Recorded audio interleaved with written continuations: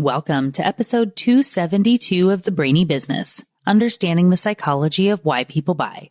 Today's episode is all about incentives. Ready? Let's get started. You are listening to the Brainy Business Podcast, where we dig into the psychology of why people buy and help you incorporate behavioral economics into your business, making it more brain-friendly. Now here's your host, Melina Palmer. Hello, everyone. My name is Melina Palmer, and I want to welcome you to the Brainy Business Podcast. Today's episode is all about incentives, specifically as they pertain to the concept of nudges. This episode first aired as part of a 7-part series I did on nudges back in 2019. Why 7 parts, you may ask? Well, NUDGES is an acronym for the 6 types of nudges as introduced by Thaler and Sunstein. Incentives, which is a bit of a fudge to make it work, but we all forgive them. Understanding mapping, defaults, give feedback, expect error, and structuring complex choices. I did 1 episode on each, plus an introductory episode to the concept of what nudges and choice architecture were to kick things off. So there we are with 7 episodes. This episode on incentives is being refreshed today to help get your brain buzzing on the idea before the wonderful Dr. Uri Gneezy is here on Friday to share about his new book, which will have just come out today, called Mixed Signals: How Incentives Really Work. It's all about what happens when we mix up our incentives and things don't work as intended, and what we can do to correct those errors before they happen. So, starting with the concept of nudges and specifically digging in on incentives as it pertains to behavioral economics felt like the perfect way to get you ready and in the right mindset for that episode coming out on Friday. If you aren't already subscribed to the Brainy Business Podcast, take a moment to do so now so you can be sure to catch that episode when it comes out. Before we jump into the episode, I want to be sure you know that your free incentives worksheet and links to past episodes and books and articles are all waiting for you in the show notes for this episode, which are found within the app you're listening to and at thebrainybusiness.com/272. All right, let's talk about incentives. When you first hear the term incentive, you probably think about compensation plans or other incentives to buy. You know, those promos that include loss aversion and scarcity. But wait, there's more. And that can be part of it. But incentives in the context of nudges and choice architecture are much more complex. If you remember from last week, you are a choice architect if you present options to people and indirectly influence their choices. This is everything from where you place food in the line in the cafeteria, to an opt-in form on a website, to doctors presenting treatment options to a patient. We are inundated with choices in our lives. And because our brains are lazy, we don't put in all the effort required to make the best decision every time. Well-structured choice architecture can influence the way someone makes a decision, the actual choice that they make. And bad choice architecture can compel people to avoid making any choice at all, which is, ironically, still a choice. A nudge is something that helps someone to make a choice. This is everything from the order things are appearing on a list to the wording used within them and, yes, incentives. You're probably familiar with the concept of supply and demand. As the price of something goes up, companies will produce more of it and demand will go down. Supply and demand fluctuate in predictable ways and are like 2 opposing forces in an intricate dance. When pricing an item, whether it's a product or service, the goal would be to find the perfect price where you have the greatest profit and the demand equals supply so you do not end up with extra items on hand. This is, of course, easier said than done, but proper incentives can help to encourage sales when you understand how they work. The tricky thing about incentives is that they're never one-sided, and our lazy brains don't tend to think about all the proper aspects of the choice presented. We don't realize who's receiving an incentive beyond ourselves. And we don't really think through all the incentives impacting each decision we make. It's never as simple as, do you want this? Yes or no? There is much more to it than that, and good choice architects understand how to structure the nudges and architecture to do what is best for their business. So, how do you figure out what all the incentives are and how they work together or against each other? You can start by asking these questions. Who uses, who chooses, who pays, and who profits? As I'm sure you can appreciate, those are not likely the same person, and each question can have multiple answers as the choices get more complex. Here's the plan for this episode and the rest of the series. I'm going to have one seemingly simple example that's going to be a constant throughout the series, which I'm going to introduce to you here in just a minute. In each episode, my plan is to introduce the concept like incentives or defaults, and then revisit this example to show you all the aspects of its choice architecture. So we'll come back to this one example in all 6 of the episodes so you can see how it works within choice architecture.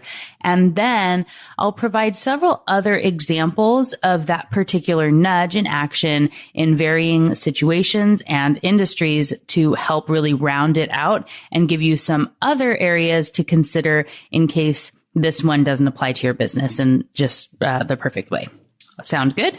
All right. So what is this seemingly simple example? Air conditioning.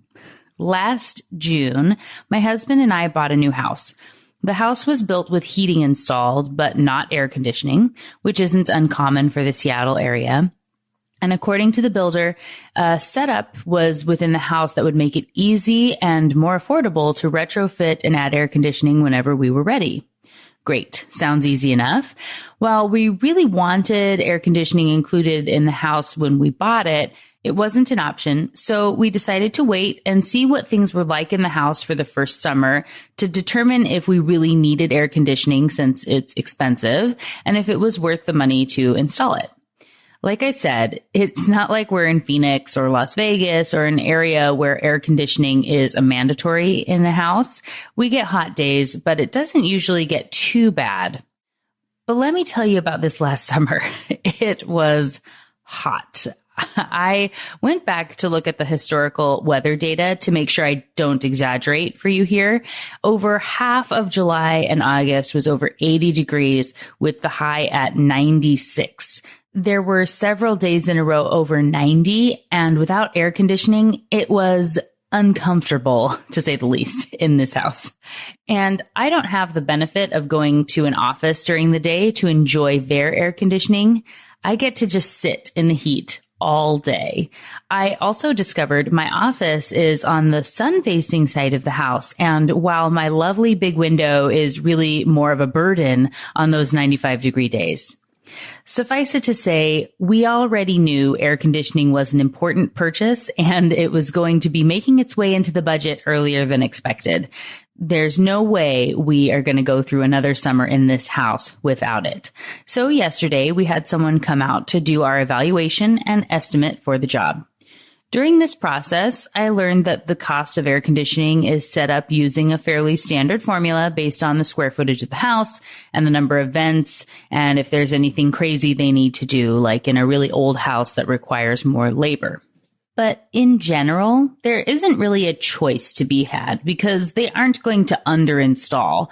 Since we're doing central air, it's not like I get to say I only want to pay for air conditioning for one part of the house or do the downstairs now and the upstairs later.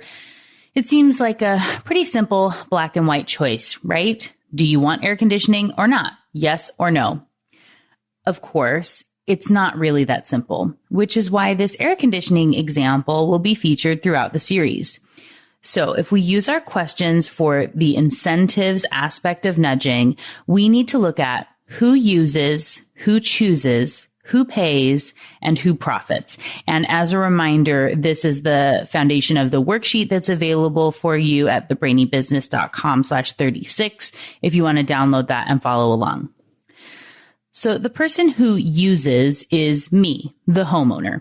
My family and I will use the air conditioning for years to come if we choose to buy it, and suffer the heat on those few hot days if we don't. And I suppose we could consider the resale value, and so there could be future users that are homeowners, but the benefit and to why I'm buying in that case too is, again, for resale value. So it's about me using the air conditioning and its benefits. Who chooses is, again, my husband and I. While this seemed like a simple choice, there are actually a lot of variables to be considered, way more options than meet the eye. My husband and I have the choice, the burden, to decide if we want to cool our house. And if so, we have many options to choose from. We could buy a lot of fans and put one in every room, but that would also increase our electricity bill. We could buy bags of ice to fill our bathtubs with. We could choose to stay in hotels on the days it will be really hot to take advantage of their air conditioning and spread out the cost when we need it, instead of paying up front for an air conditioning unit. And once we decide we want air conditioning, there are multiple companies to choose from that all have their own pricing structures and units and processes that can add even more choices. For your company, think about if you would have said it's a very simple choice. It's a black and white, a yes or no, I want it or not. Try to think a little bit deeper like I've done here and look at all the choices someone really has. It is often much more complex than the surface level. All right, let's move on. Who pays is, again, my husband and I, and we pay on either side of the choice. We will either pay upfront for air conditioning or pay on the hot days with sweat and complaining children. Okay, let's be real. I complained a lot this past summer too. So I guess my husband pays in living in a house with grumpy people. Now, who profits? This is the company who sells the air conditioning units. But there are different levels of profit there, I'm sure. The guy who came out to bid the project probably gets some sort of commission for making the sale. The overall company is making a profit because they need to stay in business, and the companies they buy the parts and basic units from will be making profits as well. And down the line for all the things they buy from suppliers and their suppliers. For simplicity's sake, we will say the air conditioning installation company profits, the guy who made the sale profits, and their manufacturer profits. As I said, this is a pretty easy one on the surface, and it's similar to a lot of companies out there. So maybe you're already starting to see the parallels in your business. You can take a minute now if you want. You can pause, take some notes on your free worksheet to figure out for your business who pays, who chooses, uses, and profits in your sales choice. Going back to our example, I know there's a markup on products like air conditioning, and I'm paying for the convenience of not having to invent and build air conditioning for my house. So I'm okay with paying the suppliers down the line if I decide to invest in air conditioning. It's the same for buying a laptop or cell phone or most products. You want to use an item, so you make a choice if you want to pay for it or not, and the entity who receives the money will get some sort of profit. It's basic capitalism.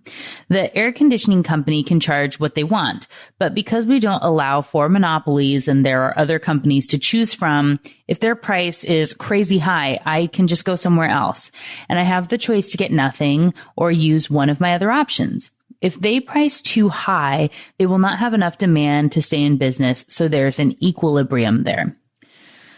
But what happens when there are conflicting incentives? That is where we can really run into problems. Sticking with my air conditioning example, he made it very simple in that there wasn't much of a choice other than get air conditioning or not, because they didn't have levels or options available. If they asked me, I would recommend, for the sake of relativity and anchoring an adjustment, that they should have had a deluxe model that was more expensive with bells and whistles that most people don't need to help make the recommended unit look more appealing, which I've talked about in The Truth About Pricing and Unlocking the Power of Numbers. And there are links to all those episodes in the show notes. But they didn't have that. It was basically This is the price based on the size of your house. Do you want it or not? However, there was a choice that came up later in the conversation that he sort of glossed over, and it was actually a really big opportunity to look at the incentives involved. After we said, yes, we want to move forward, he casually asked if we wanted a Wi-Fi enabled unit and said it was the same price. And, bless his heart, he was definitely not a salesperson. He said something like, well, a lot of people don't like things like this, and maybe you do or don't, and some people think it's strange, but you can add it and it's the same cost or whatever. He didn't say any of the benefits of this or explain what Wi-Fi enabled meant. Curious, my husband and I asked some clarifying questions, and it turns out the Wi-Fi enabled option would allow me to reset the temperature from anywhere from my phone. And this is not just for the air conditioning. They would be retrofitting to include the heating as well. In our house, the thermostat panel is downstairs and our bedrooms are upstairs. Have you ever been cold in the middle of the night and wished you could turn up the heat, but had that internal debate as to whether it was worth getting out of your warm bed to walk downstairs and click the thermostat? No more. Now you can stay in the comfort of your warm bedding to adjust the temperature instantly. Or if you wake up sweating and wonder, how hot is it in here? No worries. Just check your phone and click a button to turn down the temps. Or if you leave for vacation and have an overwhelmed brain, as I did recently, that means you forgot to turn down the thermostat before you left. You can now turn down the temperature from your phone on the road to save on your energy bill and not heat or cool an empty house. When finding this out, my main question was, why would anyone not want this? We clarified that it wasn't Wi-Fi dependent, so it works without Wi-Fi. It just has this option for when you need it. And again, it's the same price as the one without Wi-Fi. This got me thinking about what I would advise this company if they were a client of mine. I love questions, so I would start there. First being, which unit, Wi-Fi enabled or regular, makes the most money for the company? It's unlikely that they are the exact same cost from their respective manufacturers. So if they're selling them for the same price, one of them is making more money than the other. I don't know which one it is, but presumably the basic model is cheaper because there's extra R&D that went into creating a Wi-Fi enabled thermostat. There might be some more maintenance on the back end for the company as well on that unit. In that case, why is it the same cost to the consumer? And why wasn't that choice communicated better? Where was the nudge? The guy selling the unit to me was super wishy-washy in his approach and kind of seemed to be talking us out of the Wi-Fi enabled version, which would make me wonder if his commission is different on the different models. And that's not uncommon. Say he makes $450 on the close if we get the basic model and only gets $250 if we get the Wi-Fi enabled. Which one is he going to push to people? Clearly, the basic model. But that's not disclosed to the consumer, and it doesn't matter which one is better for me because in that moment, it's all about his commission, whether he intends it to be or not. And on a multi-$1,000 decision that we're going to be living with in this house every day for the next 10 to 20 years, do I want my choice to have been influenced by a nudge from a guy who made an extra $200? No. But it happens all the time because of conflicting incentives. The advice I would give this company, if they were my client, would be to look at how they can align the incentives to find the win-win-win scenario. Let's say the company pays $100 for the basic model from the manufacturer and $300 for the Wi-Fi enabled model.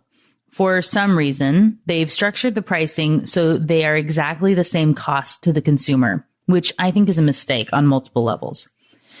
Doing a quick internet search, the average cost of having central air conditioning installed in a home is $6,500. Does the extra $200 matter for Wi-Fi enabled when all the benefits are considered? Probably not. And especially when the person providing the quote is not giving an itemized list of costs and tasks. They say, it will be this much, just like buying a car. If you remember from episode 9 on loss aversion, when a price for a car is quoted with all the bells and whistles included, and then you give someone the option to remove items, they will end up having more features and pay more than if presented with a basic model and asked to add features they want. So, if it was necessary to increase the price for the Wi-Fi enabled model, it should be the default option, the price you start with, and then let the person take away Wi-Fi if they don't want it. This is your choice architecture. And again, as I said a little bit ago, I would also recommend they have a super duper deluxe version that's even more expensive to help make the choice easier. By incorporating a second option, they are now making the question, do you want the Wi-Fi enabled unit or not, versus do you want air conditioning or not, which will increase the close ratio for the company. This simple nudge and shift in the architecture completely changes the question in the mind of the consumer. Now they can quibble over those couple of dollars instead of if they want to get nothing at all. Now let's say the cost of the Wi-Fi enabled unit is the same or really close to the basic unit for the company. Does that mean the price needs to be the same to the end user? No.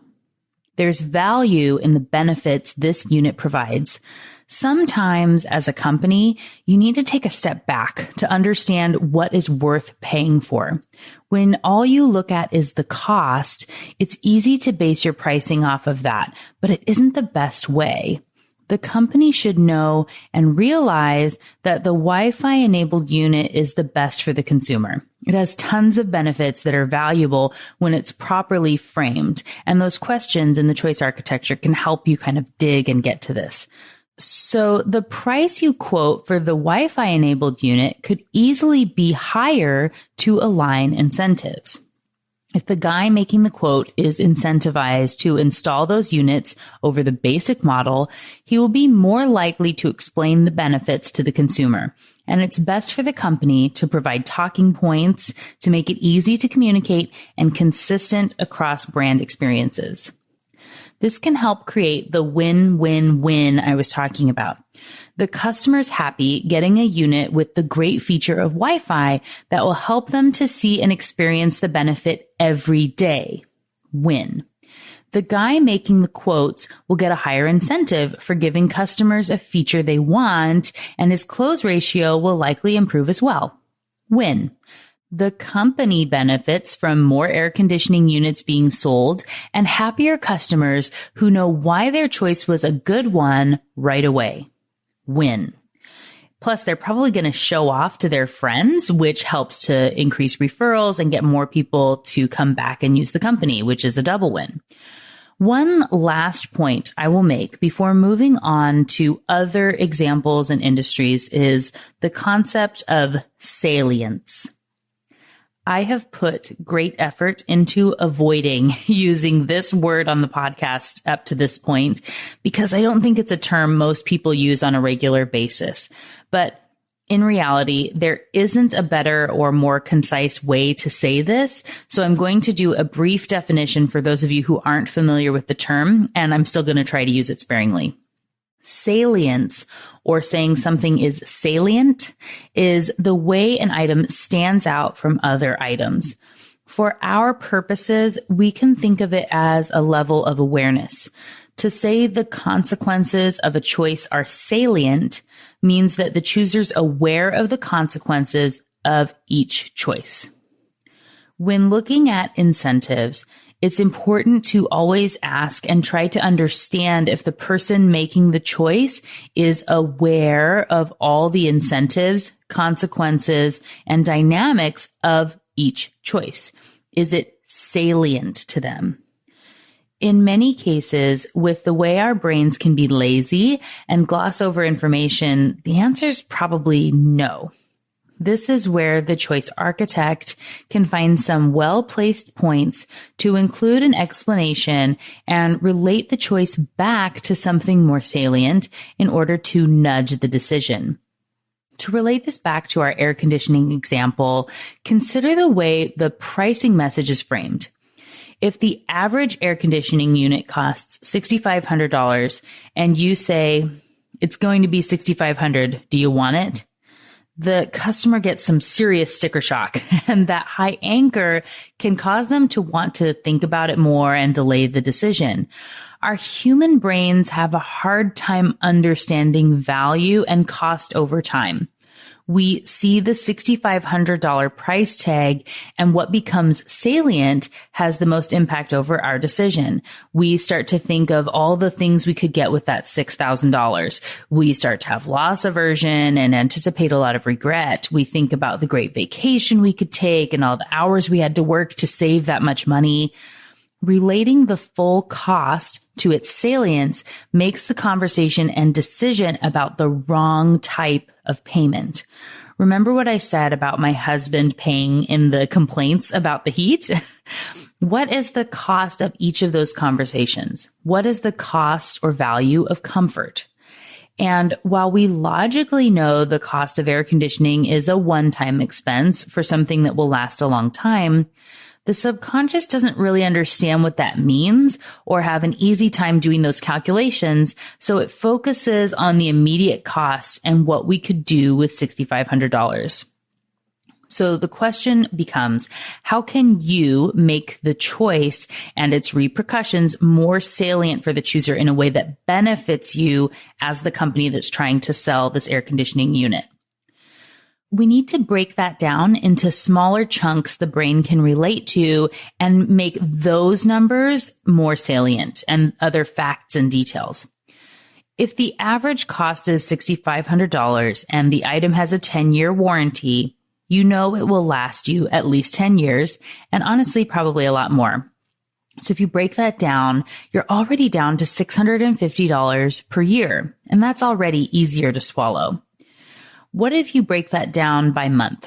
Would you pay $54 a month to have the ability to temperature control your entire house? That seems like a much easier decision, right?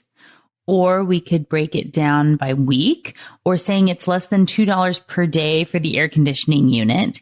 And when you're talking about retrofitting to include the Wi-Fi enabled controls for both heating and air conditioning, this can become a much more realistic number and benefit. But for our purposes, let's look at some more ways to break this down, because not every day, week, and month needs air conditioning. Like I said, here in Washington, July and August are our big months where we need to worry about it getting too hot. So the choice could be presented as $325 for each of the hot months. But as you can see, that doesn't sound as good as the $54 per month, and it still doesn't quite feel easy. Are there other ways to break this cost down so it incentivizes the decision and nudges them toward a yes? Of course. Everyone gets to decide their ideal home temperature, and that can vary, but the average temperature during the warm summer months is supposed to be 75 degrees inside. Seems high to me because I run cold, but I can appreciate the average and we'll use it in this example. So I looked at 2018 to get the number of days in July and August that were over 75 degrees here in my city, and it was 46. That's 46 days where the average person would have benefited from air conditioning to keep their temperature regulated and be comfortable. Do you know what that breaks down to? About $14 a day. On those days when I was working at home and melting in 96-degree heat, would I have been willing to pay $14 to have it be a more reasonable temperature? No question.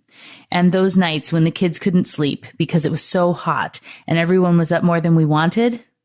Absolutely.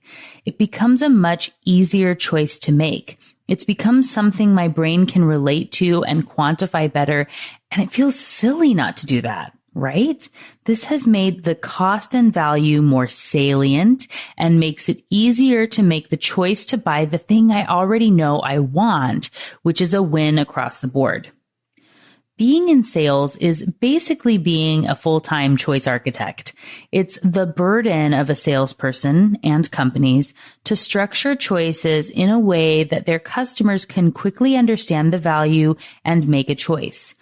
Understanding all the incentives involved and how they interact with each other can help ensure the choice that's best for everyone gets nudged, so it's the easiest option for the chooser to go with. And if you don't understand this, it's really easy to be nudging someone right out of a choice of using or buying your product. And I'll get to that in the upcoming examples.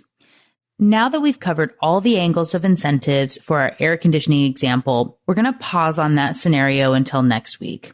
Now, let's talk about some other examples of incentives in choice architecture and nudging. I briefly mentioned the process of buying a car earlier in the episode, and it's a great example of incentives and salience. Let's say you're living in a downtown area where there are lots of taxis or Ubers or Lyfts available for you to take to go to work and for going out. You now have to decide if you want to buy a car or take taxis and public transportation. Buying a car is a big upfront expense, often made easier to swallow by getting a loan from a financial institution. But let's say, for the sake of argument, you have $10,000 in cash and you're going to use it to buy your car.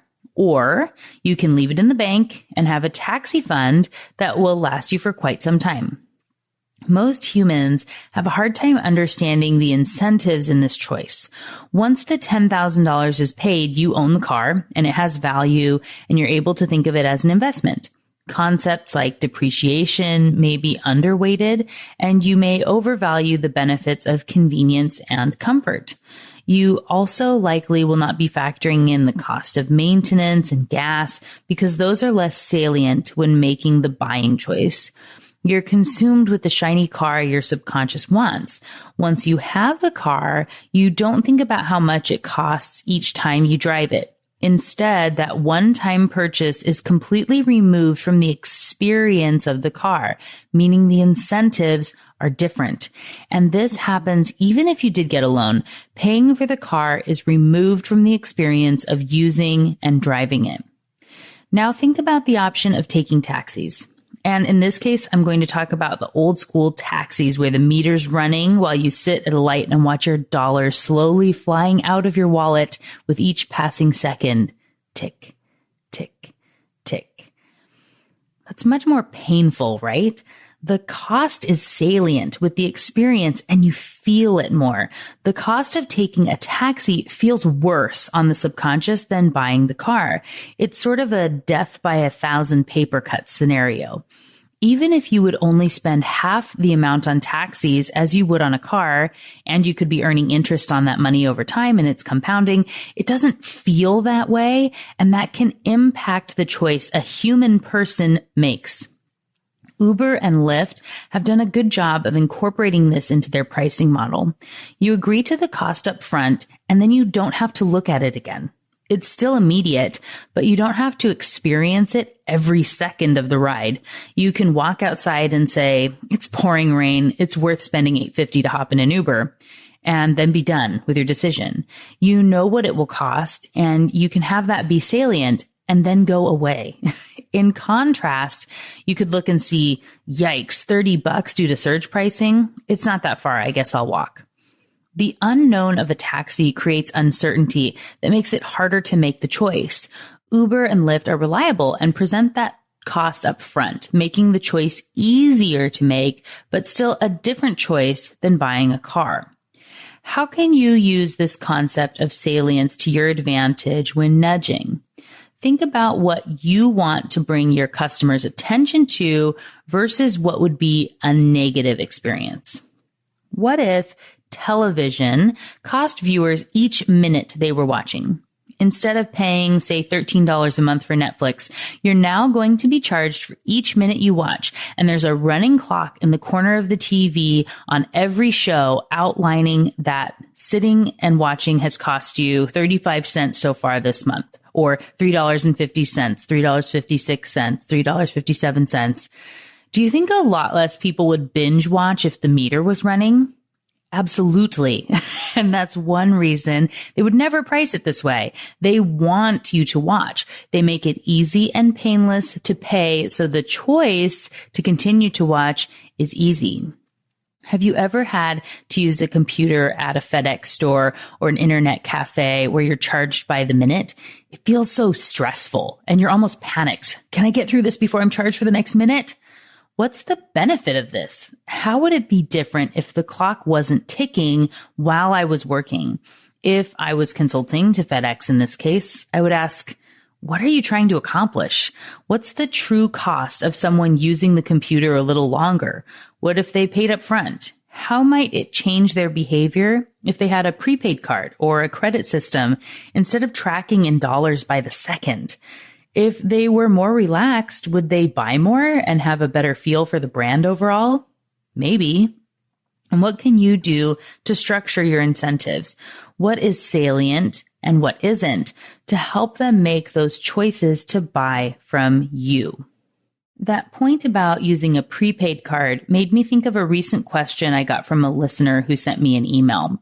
She asked about paying with points and how that might influence behavior, which was triggered after listening to the episode on loss aversion.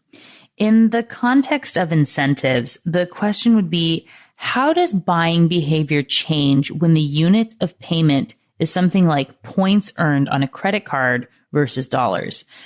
I think there's definitely a change in behavior because of salience and not having an immediate tie back to the value of a point. Consumers don't really understand how much effort went into earning the points, not in the same way they do with dollars, because they know how much they earn per hour at their job, and they pay for all sorts of things with dollars or euros or whatever unit of payment you use, since I know we have listeners here tuning in from around the world. So if the value and cost to acquire a point is less salient, what does it really mean to say a flight costs 20,000 points or a new trinket is 3,000 points? In this case, it would be more about the overall balance of what exists currently in their account and likely not about the cost to acquire those points or more points. This is the same in any unit of measure that isn't easily convertible in our brains. I've talked about calories in versus calories out and how that impacts behavior. For example, you may know that a bottle of soda has 250 calories, but what does that mean? When it's framed in a way that makes the true cost salient, it makes the choice of drinking a soda easier to relate to.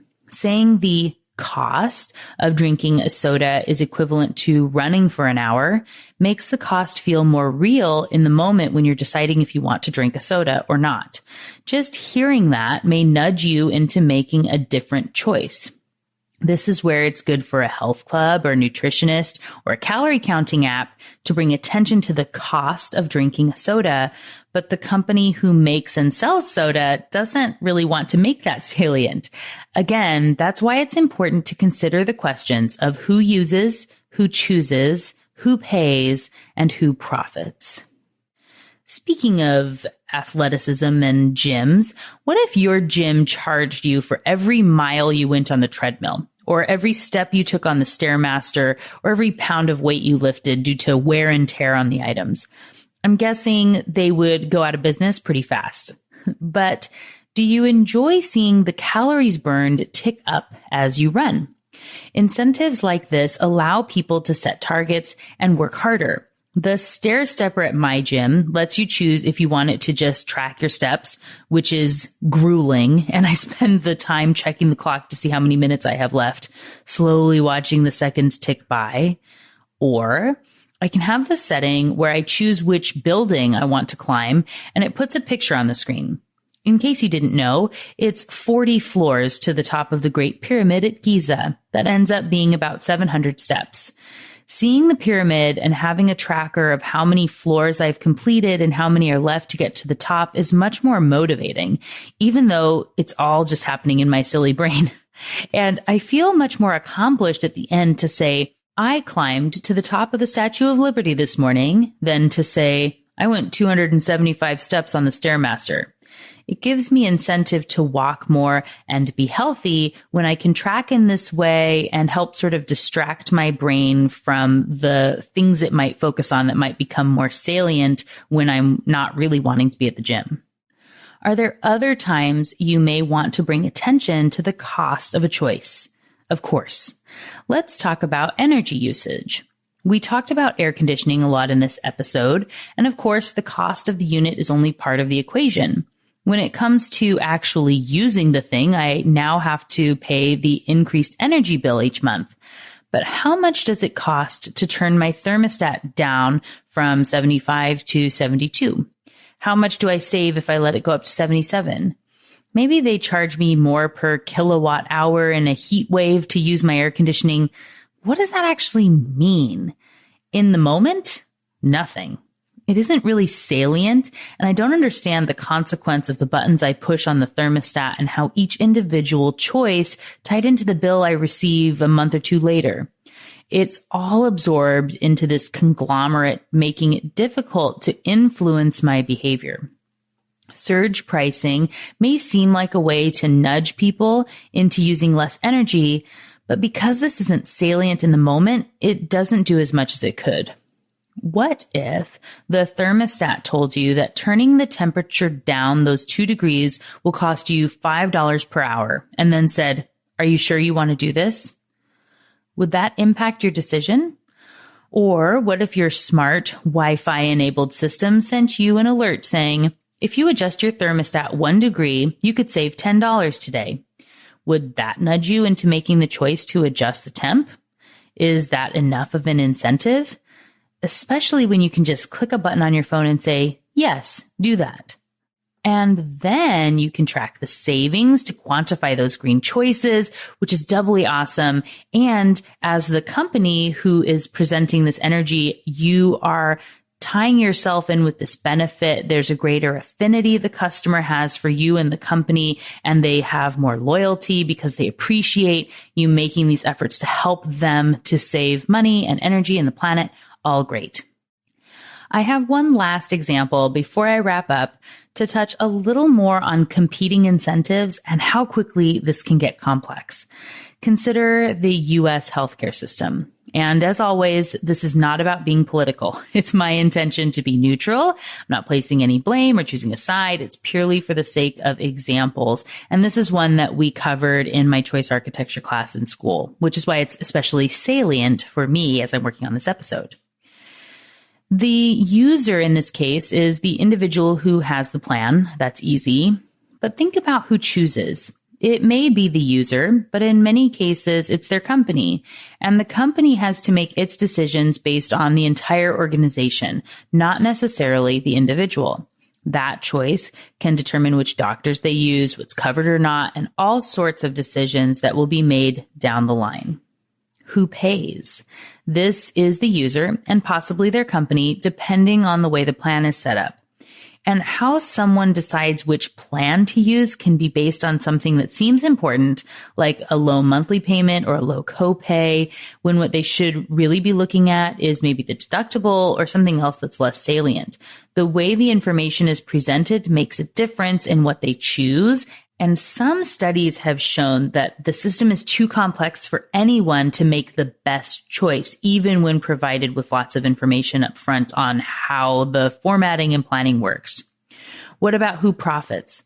The insurance company and the doctors or other facilities? And are their incentives lined up in the same way?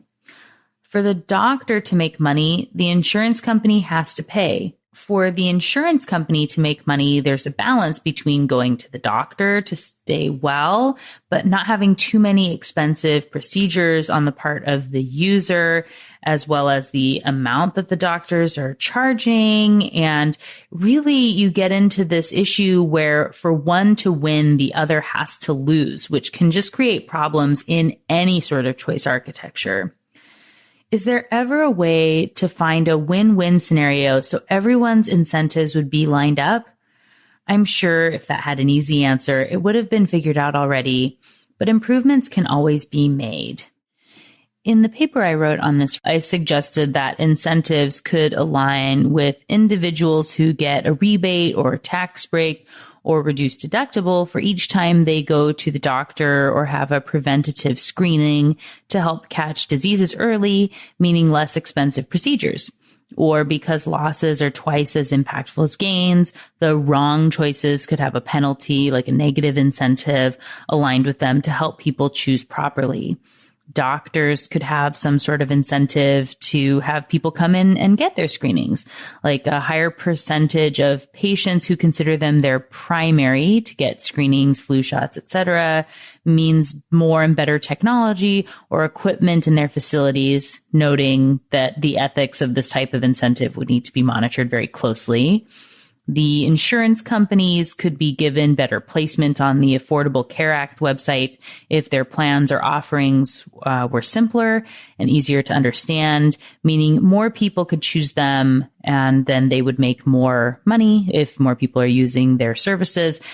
Trying to find a way to bring it all together that the benefits of what one wants align with someone else profiting and the user getting benefits, all of that together.